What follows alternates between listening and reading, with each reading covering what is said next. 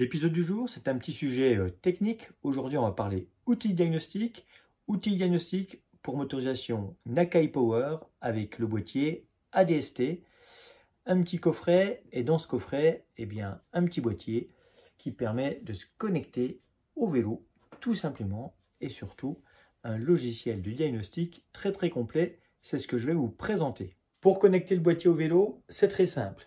Il suffit de déconnecter la liaison entre l'écran et le moteur et de fixer le boîtier à cet endroit précis.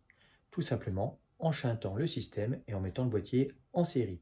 À l'autre bout, on se branche tout simplement via le port USB sur le PC une fois le logiciel ADST installé. Cet outil est très simple d'utilisation. Une fois connecté au boîtier ADST via le port USB sur le PC, là, il suffira de lancer la première séquence.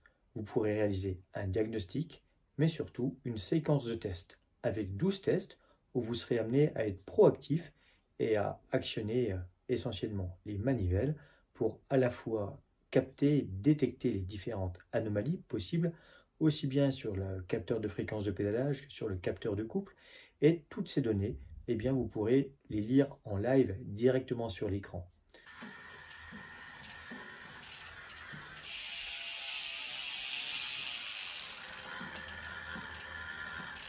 Une fois ces séquences de tests réalisées, vous pourrez extraire un rapport de diagnostic aussi bien pour le consommateur, le client, que pour le SAV avec le mode technicien où vous aurez encore beaucoup plus d'informations. Ce rapport de diagnostic, vous pourrez tout simplement l'extraire sous forme de PDF.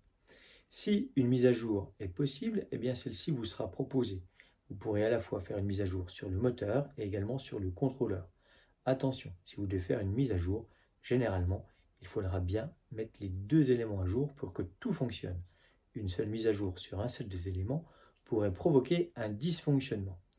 Et puis, dans tous les cas, en cas de doute, pour aller plus loin qu'un test croisé, vous aurez la possibilité également de faire une analyse en temps réel. Imaginez, mettez le vélo sur un home trainer et pédalez pour pouvoir aller chercher les données et vérifier si celles-ci sont correctes ou erronées. Un genre de diagnostic, mais en live, où tout s'affiche à l'écran simultanément, aussi bien côté données batterie que côté moteur. Ça, pour l'instant, on ne l'avait pas encore vu, que ce soit côté Shimano, comme côté Bosch ou ailleurs. Donc, une nouvelle phase assez intéressante en termes d'outils diagnostiques.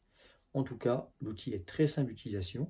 Et puis, pour sortir du système, il suffit de fermer l'application, de débrancher le vélo et de reconnecter le contrôleur au moteur pour ensuite profiter de son vélo sur les sentiers.